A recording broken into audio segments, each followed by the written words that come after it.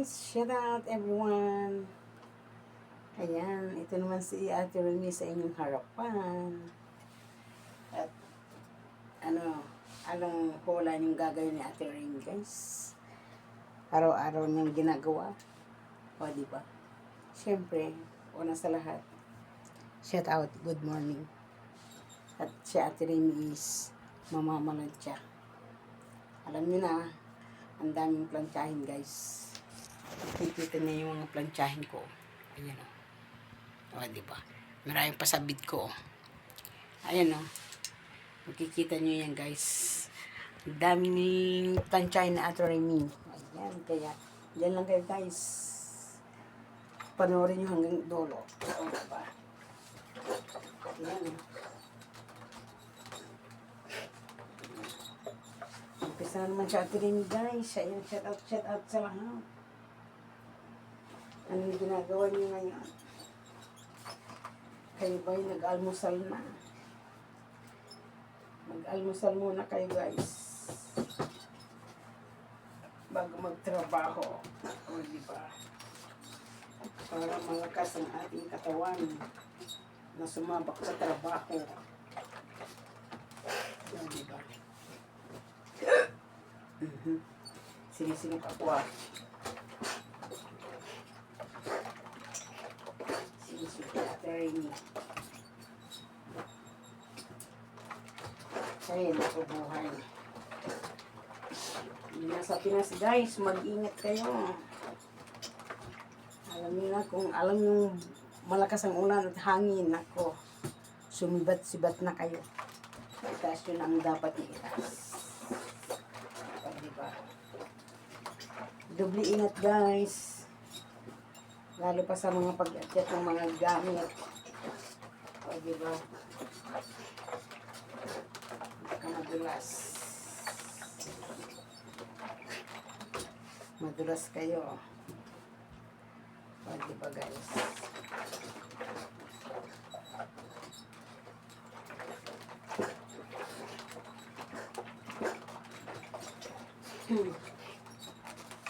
Pag kayo madulas,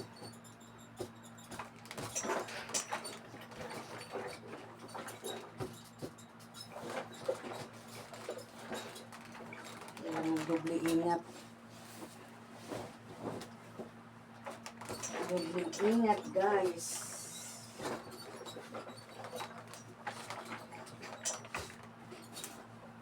Para tayo mapalayo sa disgrasya. O diba? Ayan siya Ate Remy guys. Nangangaral. O diba? Kumusta na kayo dyan? Ganun lang yan guys. Kahit pagod na pagod, sige pa rin. Pag pumunta ka dito, nako, Diyos ko. Diba?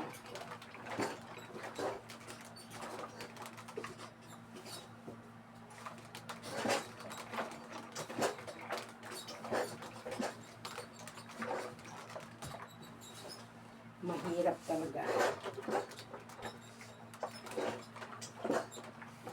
Papansya.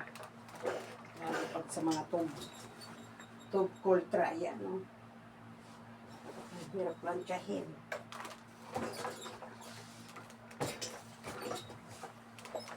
Ang hirap plansyahin, guys. Lalo ng kultra. Lalo pag masira ng amo mo, nako, Diyos ko.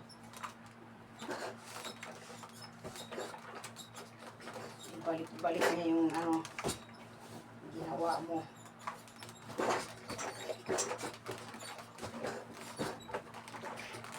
Kaya kailangan ayusin natin ang trabaho para hindi tayo mabalikan. Diba?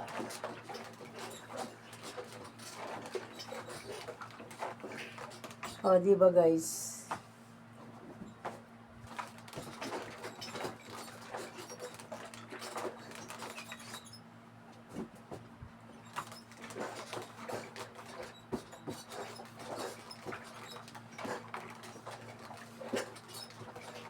Ayan guys. Bye-bye guys. Thank you for watching guys. Ayun. Grabe yung buhok ni Ate Remy. Ang daming puti. Okay lang yan. Tanggapin na natin yung tanda na tayo. Diba? Bye-bye.